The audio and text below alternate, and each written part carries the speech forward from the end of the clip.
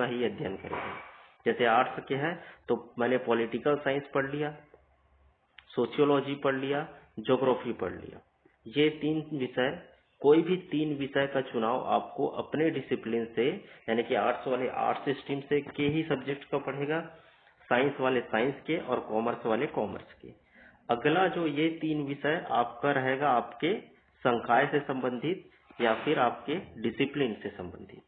अगला जो है जीई, जिसे जेनेरिक इलेक्टिव के नाम से जाना जाता है। 3 तो आपने चुनाव कर लिया, प्लस एक और विषय आपको चुनाव करना पड़ेगा जिसे जेनेरिक इलेक्टिव के नाम से जाना जाता है, सामान्य वैकल्पिक पाठ्यक्रम। इससे तात्पर्य है ऐसे पाठ्यक्रम जिसे विद्यार्थी अपने मुख्य विषय के अलावा अन्य विषयों से अपनी पसंद का चुनाव करेगा। पारंपरिक रूप में इसे क्या कहा जाता है? खुला पाठ्यक्रम। सामान्य शब्दों में कहूं, यदि मैं आर्ट्स का स्टूडेंट हूं तो आर्ट्स का मैं तीन सब्जेक्ट तो पढ़ूंगा, साथ ही साथ एक जीई पढ़ना पड़ेगा। और ये जीई किससे संबंधित होगा?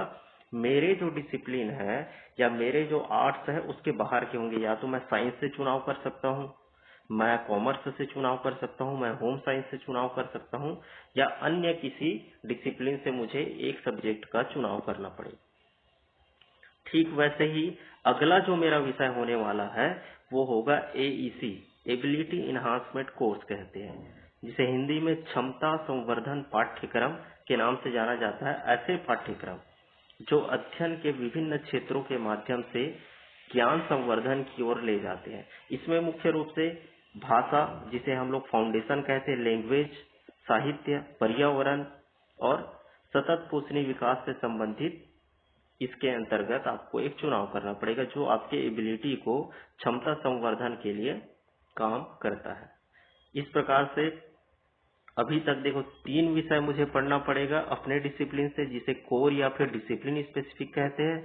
चौथा मुझे पढ़ना पड़ेगा जीई और 5वां मुझे पढ़ना पड़ेगा एईसी, एबिलिटी इनहांसमेंट कोर्स।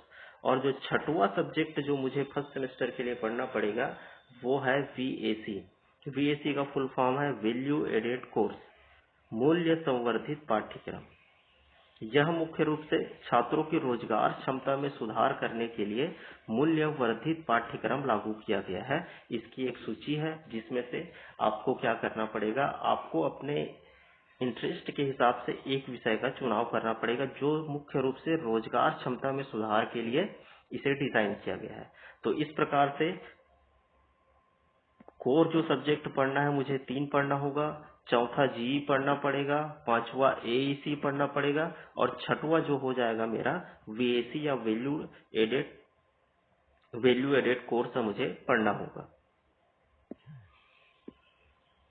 अब मैं एक एग्जांपल के माध्यम से आप लोग को समझाता हूँ। यदि मैं बीए फर्स्ट सेमेस्टर का स्टूडेंट हूँ, मैंने 24 से 25 सेशन में मैंने न्यू शिक्षा नीति के अंतर्गत किसी कॉलेज में मैंने एडमिशन लिया है, तो उसके लिए मुझे कौन कौन सा विषय का चुनाव करूंगा, एक एग्जांपल के तौर पे आपके समक्ष प्रस्तुत है।